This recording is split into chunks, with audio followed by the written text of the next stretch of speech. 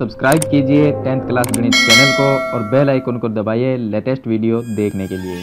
Hello friends, चलिए आज हम कक्षा 10 गणित का चैप्टर नंबर है 9 जिसका नाम है त्रिकोणमिति के कुछ अनुप्रयोग। पीछे मैंने जो चैप्टर नंबर 8 था उसके सभी एक्सरसाइज के क्वेश्चन है वो मैंने बता दिए हैं और जितने भी एग्जाम्पल थे वो भी मैंने कंप्लीट बता दिए हैं। तो आज इस वीडियो में हम चैप्टर नंबर 9 है त्रिकोणमिति के कुछ अनुप्रयोग, इसके जो उदाहरण है वो इस वीडियो में हम हल करेंगे। इसमें 1 से लेकर 7 तक के टोटल उदाहरण हमें दिए गए हैं और जो चैप्टर नंबर 9 है यानी कि एक्सरसाइज जो 9.1 है उसके सभी क्वेश्चन मैं बता चुका हूं। अगर वो क्वेश्चन आपको देखने हैं तो डिस्क्रिप्शन में आपको प्लेलिस्ट का लिंक मिल जाएगा, वहां से आप देख सकते हैं।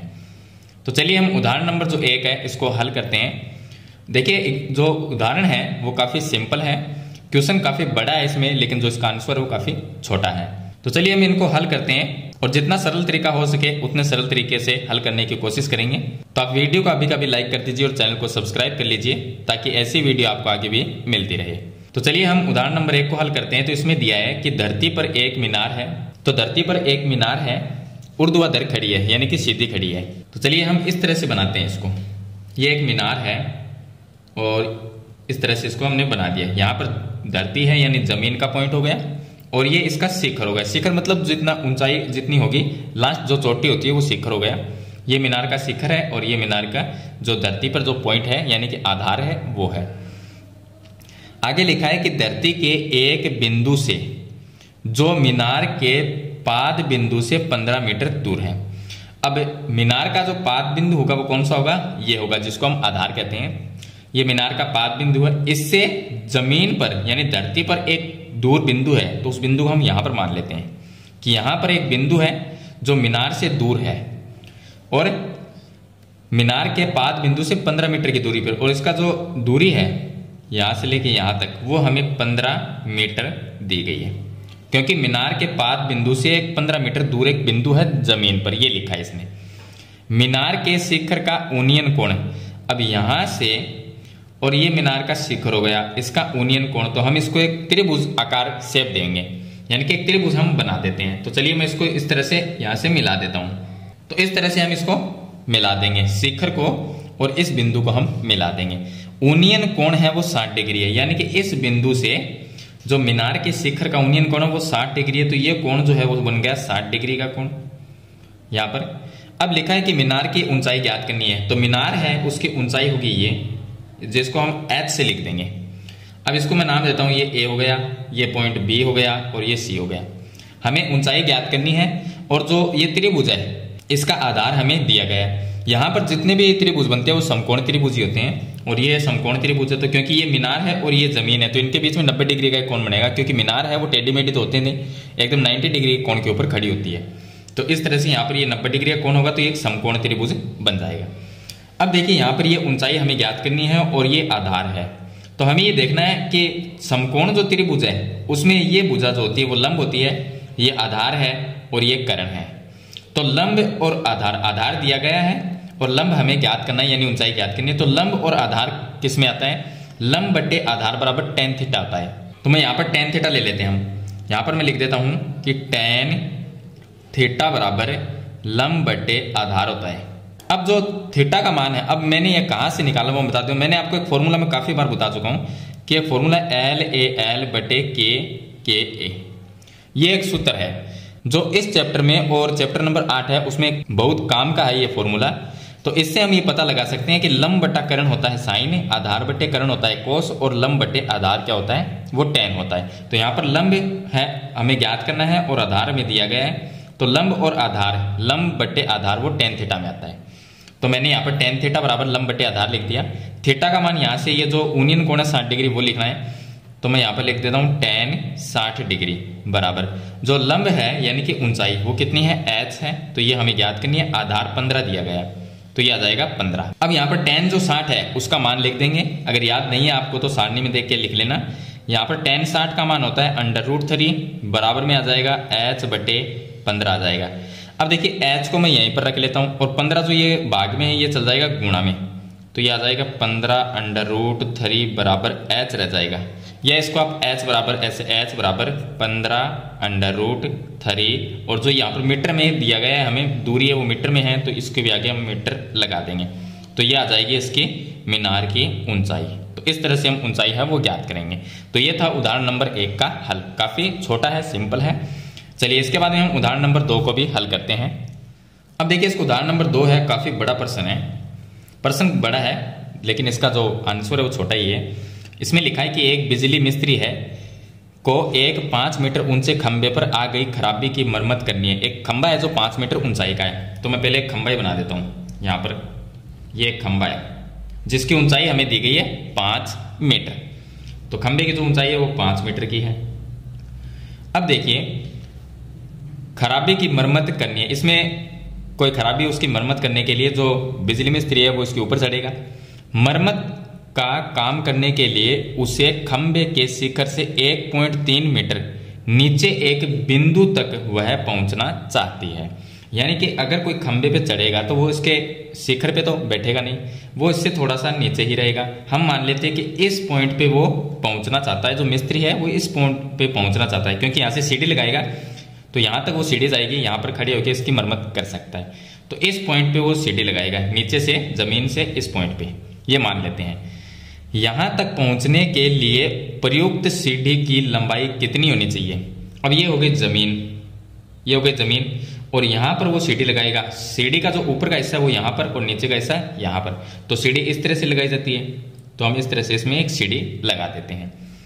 अब कितनी होनी चाहिए, ये जो सीढ़ी की लंबाई है वो हमें ज्ञात करनी है। तो इसने पूछा है कि सीढ़ी की लंबाई कितनी होनी चाहिए जिससे कि क्षैतिज से 60 डिग्री के कोण से झुकाने पर वह अपेक्षित स्थिति तक पहुंच जाए। तो कोण कितना है? 60 डिग्री। तो 60 डिग्री जो यहाँ पर कोण हमें दिया गया है वो मैं यहाँ पर लिख देता हूँ, ये हो गया 60 डिग्री। यानी कि इस सीढ़ी को हमने 60 डिग्री कोण पे झुकाया है, तो इसकी लंबाई कितनी होनी चाहिए कि उस बिंदु तक पहुंच जाए, तो पहुंच जाए। और यह भी बताइए कि खंबे का पाद बिंदु कितनी दूरी पर सीढ़ी के पाद बिंदु से होना चाहिए। यानी ये सीढ़ी का आधार और ये जो खंबा है उसका आधार, इनके बीच की दूरी ये कितनी है और सीढ़ी की जो लंबाई है वो कितनी होनी चाहिए, ये हमें ज्ञात करनी है। यानी सीढ़ी की लंबाई का मतलब होगा कर्ण और ये हो गया आधार, तो ये चीज हमें ज्ञात करनी है। अब देखिए हमें जो यहां तक ऊंचाई, ये ऊंचाई दी गई है, इसमें एक चीज और लिखिए कि वो कितना नीचे खंबे के जो शिखर है इससे ये पॉइंट जो था वो 1.3 मीटर नीचे था। तो देखिए यहां से लेके और यहां तक ये जो दूरी है वो 1.3 मीटर की है और ये पूरी जो दूरी है खंबे की वो 5 मीटर की है।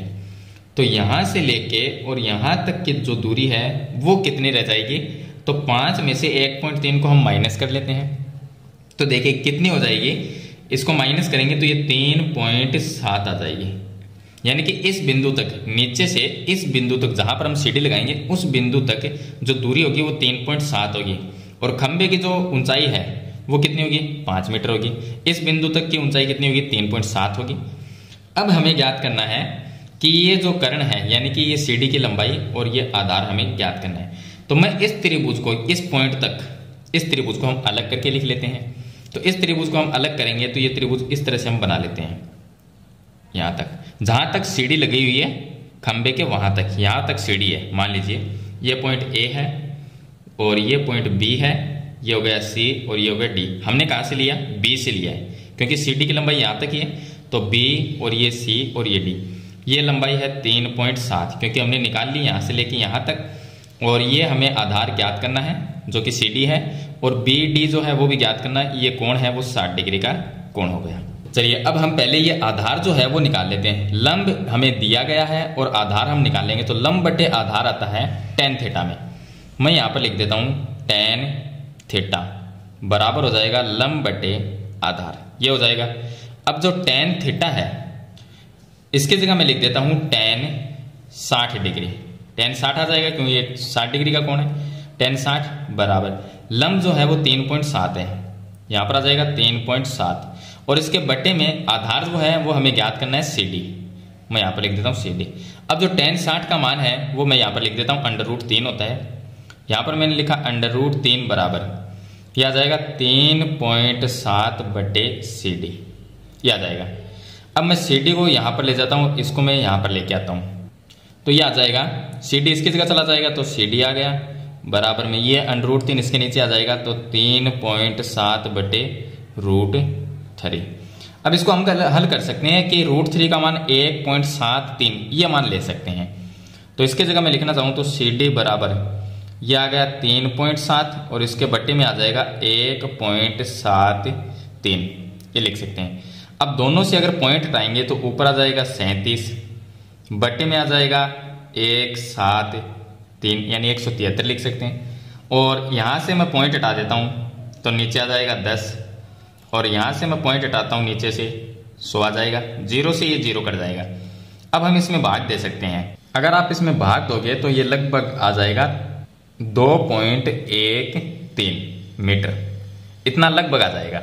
तो आप भाग दे के इसमें देख सकते हो। तो ये आ जाएगी CD। CD का मतलब ये आ गया इसकी ये जो बीच की दूरी है ये दूरी कितनी होगी 2.13, तो इसकी जगह मैं 2.13 लिख देता हूँ। ये तो हमने ज्ञात कर लिया। अब हमें CD की लंबाई यानी कि ये जो CD है इसकी लंबाई हमें ज्ञात करनी है।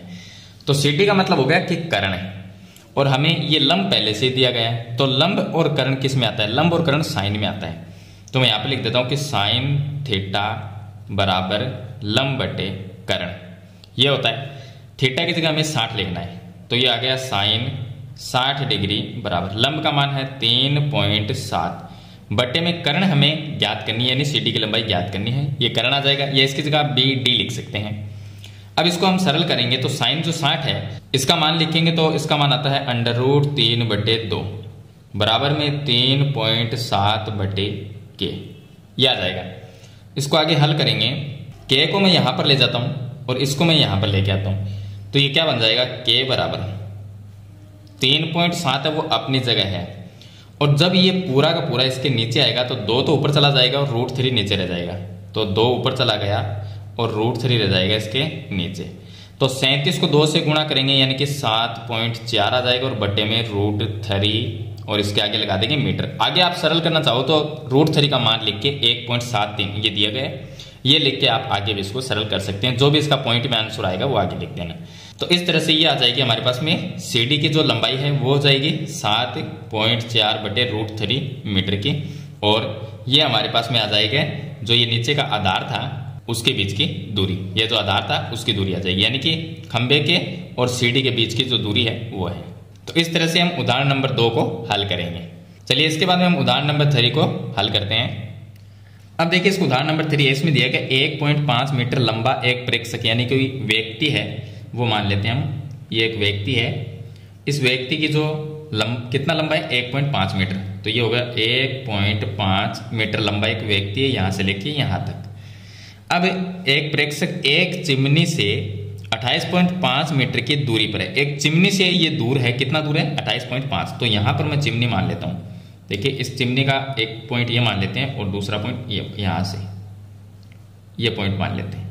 यहाँ पर ये चिमनी की ऊंचाई है और यहाँ पर एक व्यक्ति खड़ा है और व्यक्ति और चिमनी के बीच की जो दूरी है यहाँ से लेके यहाँ तक वो है 28.5 मीटर। ये दूरी हमें दी गई है। उसकी आंखों से चिमनी के शिखर का ओनियन कोण 45 डिग्री। अब व्यक्ति जो है यहाँ पर उसके पैर होंगे, यहाँ पर उसकी आंख होगी, तो वो आंख से चिमनी की तरफ देखता है तो उसका कोण कितना है, ओनियन कोण 45 डिग्री का है। अब कोण यहाँ पर बनेगा कैसे, तो हमें क्या करना होगा, यहाँ से एक इस तरह से इसके समांतर एक लाइन बनानी होगी। तो जब यहाँ पर ये कोण बनेगा तो कितना बनेगा 45 डिग्री का। तो चिमनी की ऊंचाई कितनी है वो हमें ज्ञात करनी है।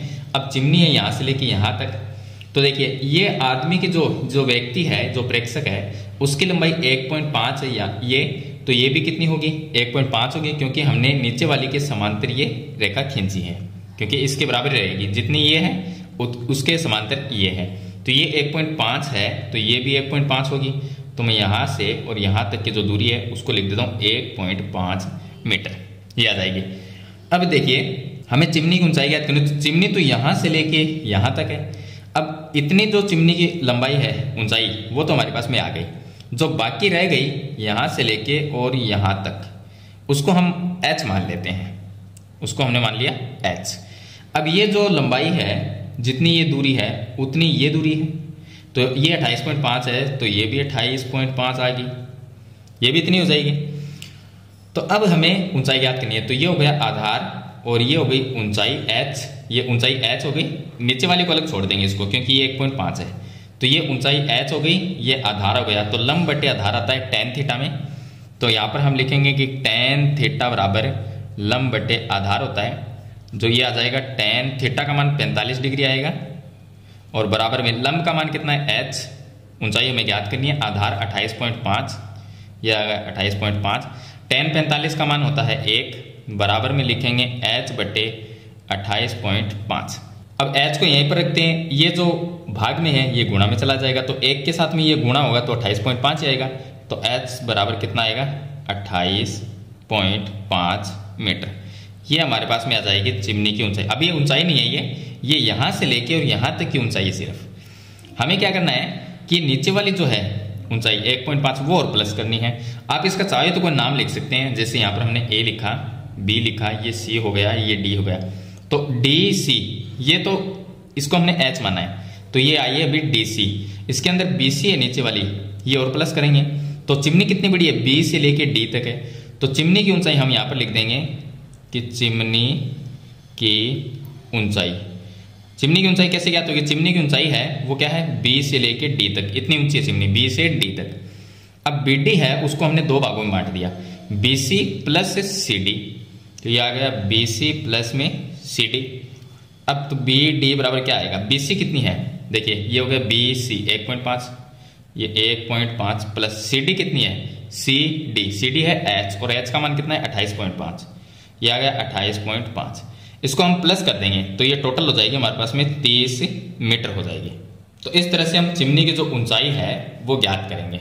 ये जो उदाहरण है वो उदाहरण में प्रश्न काफी बड़े हैं, लेकिन जो इसका आंसर है वो काफी सिंपल और शॉर्ट है, यानी कि छोटे छोटे इसके आंसर है और काफी सिंपल भी है। चलिए इसके बाद में हम उदाहरण नंबर 4 है वो भी इसके साथ में सरल कर लेते हैं। टोटल इसमें 7 उदाहरण दिए गए, 3 जो उदाहरण रह जाएंगे, 5, 6 और 7 वो नेक्स्ट वीडियो में हम हल करेंगे। तो देखिए इसके बाद में इसका उदाहरण नंबर 4। अब देखिए उदाहरण नंबर 4 में लिखा है कि भूमि के एक बिंदु P से, भूमि का एक बिंदु है P, मैं यहां पर मान लेता हूं कि जमीन का एक पॉइंट है जिसका नाम है P, ये मान लिया। P से एक 10 मीटर ऊंचे भवन के शिखर का उन्नयन कोण, तो यहां से शिखर का उन्नयन कोण मिलेगा, लेकिन ये जमीन का पॉइंट है और यहां पर हम ये मानेंगे कि एक भवन का आधार है। तो ये भवन को हम इतना ऊंचा मान लेते हैं कि भवन इतनी ऊंचाई का है, यहां पर ये भवन की ऊंचाई है। अब इसने कहा है कि जो P से 10 मीटर ऊंचे भवन के शिखर का उन्नयन कोण 30 डिग्री। मैंने यहां से इस भवन को देखा तो इसका कोण कितना बनता है 30 डिग्री, और यहां से मैं इसको मिला देता हूं इस तरह से, यहां पर जो कोण बनता है वो बनता है 30 डिग्री का। अब दिया है कि भवन के शिखर पर एक ध्वज को लहराया गया। अब जो भवन है इसका जो शिखर यानी जिसकी चोटी यानी कि इसके ऊपर का हिस्सा भवन का, इसके ऊपर एक झंडा लगा हुआ है, ध्वज लगा हुआ है। तो हम यहां पर एक झंडा बना लेते हैं इस तरह से, ये हमने एक झंडा बना दिया। अब झंडे का नीचे का हिस्सा ये है, ऊपर का हिस्सा ये है, ध्वज को लहराया गया है और P से, P जो बिंदु है इस बिंदु से ध्वज के शिखर का उन्नयन कोण 45 डिग्री है। देखिए P बिंदु से भवन का जो कोण है वो 30 डिग्री है, और P बिंदु से जब हम झंडे को देखते हैं यहां पर तो इसका कोण कितना है 45 डिग्री। तो मैं यहां पर इसको इस तरह से मिला देता हूं, यहां से हम इसको इस तरह से मिला देंगे। तो यहां से ये जो कोण बनता है वो बनता है 45 डिग्री का कोण, ये बन गया 45 डिग्री। अब दिया गया कोण 45 है, ध्वज दंड की लंबाई और बिंदु P से भवन की दूरी ज्ञात कीजिए। एक तो बिंदु P से भवन की दूरी, ये जो दूरी है ये हमें ज्ञात करनी है, और ध्वज दंड का मतलब होगा कि यहां से लेके और यहां तक ये जो दूरी है वो हमें ज्ञात करनी है, यानी कि यहां से यहां तक ये दूरी हमें ज्ञात करनी है, और नीचे वाली दूरी ये है वो अलग है जो कि भवन की ऊंचाई। अब भवन की ऊंचाई है वो 10 मीटर है, ये तो यहां तक 10 मीटर है, ये 10 मीटर है। हमें ये ऊपर वाली जितने दूर में झंडा लगा हुआ है, झंडे की जो लंबाई है वो हमें ज्ञात करनी है। चलिए अब यहां पर आधार भी इसके साथ में ये ज्ञात करना है। तो ये P हो गया, इसको मैंने A नाम दिया, और ये पॉइंट हो गया B और ये पॉइंट हो गया C। अब जो लंबाई हमें ध्वज दंड की ज्ञात करनी, चलिए पहले हम क्या करते हैं कि ये आधार निकाल लेते हैं। तो ये हो गई भवन की ऊंचाई, ये भवन की ऊंचाई, और इसके साथ में ये आधार हम निकाल लेते हैं, क्योंकि अगर झंडे तक की लंबाई लेंगे तो भी आधार यही रहना है, और भवन की ऊंचाई लेंगे तो भी आधार PA या AP रहना है। तो हम क्या करते हैं, भवन की ऊंचाई लेंगे और इसके साथ में ये आधार ले लेते हैं, यानी कि लंब बटे आधार। अब लंब बटे आधार है वो tan थीटा में आता है, तो मैं लिख देता हूँ tan थीटा बराबर लंब बटे आधार। थीटा की जगह लेना कितना है, हमने ऊंचाई किसके लिए, भवन की, तो भवन का जो यूनियन कोण बना था वो कितना बना था, 30 डिग्री का। तो ये लेना है हमें tan 30 बराबर लंब कितना है, भवन की ऊंचाई 10 बटे में ए का मतलब AP हो गया आधार, मैं इसको AP लिख देता हूँ। tan जो 30 है उसका मान होता है 1/√3 बराबर में ये आ गया 10 बटे AP। अब मैं क्या करता हूँ कि AP को मैं 1 से गुणा, AP को मैं यहां पर ले जाता हूं, तो क्या आ जाएगा, AP आ जाएगा बराबर में ये 10। AP को मैं 1 की जगह ले आया और जो ये नीचे √3 है इसको मैं 10 के साथ में गुणा कर देता हूं, तो कितना हुआ 10√3 मीटर। ये क्या आ गई AP, यानी कि ये जो आधार है इसकी दूरी, ये जो दूरी है वो कितनी है, 10√3 मीटर की ये दूरी आ गई। अब हम ध्वज दंड की जो लंबाई है वो ज्ञात कर लेते हैं, तो मैं यहां पर लिख देता हूं ध्वज दंड की लंबाई, ये हम ज्ञात करते हैं। और यहां पर हमने क्या किया था, आधार ज्ञात किया था, यानी कि बिंदु P से भवन की दूरी। तो मैं यहां पर आप लिख सकते हैं कि बिंदु P से भवन की दूरी, ये आप लिख सकते हैं। चलिए अब यहां पर मैं ध्वज दंड की लंबाई ज्ञात करते हैं, ये जो लंबाई है झंडे की ये हम ज्ञात करते हैं। चलिए इसको ज्ञात करने के लिए हम इसको x मान लेते हैं, या इसको h मान ले सकते हैं, h मान सकते हैं, h मान लिया। अब इसको h मान लिया और ये 10 है, तो यहां से लेके यहां तक की कुल लंबाई कितनी हो गई, कुल ऊंचाई h, ये h है इतनी और ये नीचे वाली कितनी है 10 है, तो h और 10 को हम जब प्लस कर देंगे दोनों को, तो ये कुल ऊंचाई यहां से लेके यहां तक आ जाएगी, यानी कि 10 + h या h + 10 लिख सकते हैं। तो अब हमारे पास में ये कुल ऊंचाई हो गई 10 + h, तो ये ऊंचाई हो गया और यहां पर ये आधार हो गया। तो ऊंचाई और ये आधार यानी कि लंब बटे आधार किस में आता है, tan थीटा में। फिर से मैं लिख देता हूं tan थीटा बराबर लंब बटे आधार। अब यहां पर कोण कौन सा लेंगे, हमें ज्ञात करनी है ध्वज दंड की लंबाई, तो कोण लेंगे हम 45 डिग्री का। तो यहां पर मैं tan 45 लिखूंगा, ये आ गया tan 45 बराबर लंब कितना है, ये लंब जो है वो 10 + h होगा, 10 + h ये आ जाएगा। इसके बटे में आधार है 10√3, 10√3। tan 45 का मान 1 होता है बराबर में 10 + h ये आ गया और इसके बटे में 10√3 आ गया। 10√3 को इसके साथ में गुणा करते हैं, यह आ जाएगा 10√3 बराबर 10 + h। अब 10 को भी इस साइड में मैं लेके आता हूँ, तो यहाँ पर h रहेगा सिर्फ, तो h को मैं इस साइड में लिख देता हूँ। तो क्या आएगा, इस साइड में h रह गया, यानी h इधर रह गया। 10 को इस साइड में लेके आएंगे तो 10 हो जाएगा माइनस में, तो 10√3 माइनस में आ गया 10, ये आ जाएगा। अब h बराबर, इसमें से अगर 10 को कॉमन लेना चाहे तो ले सकते हैं, आप ऐसा लिख सकते हैं 10 को कॉमन लेके √3 - 1 ऐसे लिख सकते हैं। √3 का मान है वो यहाँ पर 732 1.732 दिया गया है, वो लिख सकते हैं। तो चलिए मैं h बराबर ये आ गया 10 और यहाँ पर इसका मान लिख देते हैं 1.732 और -1 कर देते हैं। तो ये h बराबर 10 और इसके गुणा में रहेगा क्या, ये देखिए 1 में से 1 माइनस हो गया तो 0.732 ये रह जाएगा। h बराबर ये आ जाएगा 7.32 मीटर। अब ये 7.32 मीटर ये क्या आ जाएगा हमारे पास में, जो ध्वज दंड है उसकी लंबाई आ जाएगी, यानी कि h हमने माना था यहां से लेके और यहां तक, इसकी ये h माना था हमने, तो h का मान 7.32 आ गया मीटर। तो ये क्या हो गई, ध्वज दंड की लंबाई हो जाएगी। तो ये ध्वज दंड की लंबाई हो गई और ये हो गया बिंदु P से जो भवन है उसकी दूरी हो गई, तो ये दूरी हो गई। तो इस तरह से जो उदाहरण नंबर 4 है उसको आपको हल करना है। तो मैंने इस वीडियो में आपको उदाहरण नंबर 1 से 4 तक कंप्लीट बता दिया है। छोटे छोटे उदाहरण है, यानी कि इनका जो सॉल्यूशन है वो काफ़ी सिंपल है, आसान है। फिर भी आपका कोई प्रॉब्लम आती है तो मुझे कमेंट बॉक्स में जरूर लिखें और वीडियो को लाइक जरूर करें और चैनल पर नए हैं तो सब्सक्राइब करें, साथ में बेल आइकन के बटन को जरूर प्रेस करें ताकि ऐसी वीडियो आपको आगे भी मिलती रहे। तो आज की वीडियो में इतना ही, मिलते हैं एक नई वीडियो के साथ, तब तक के लिए थैंक यू।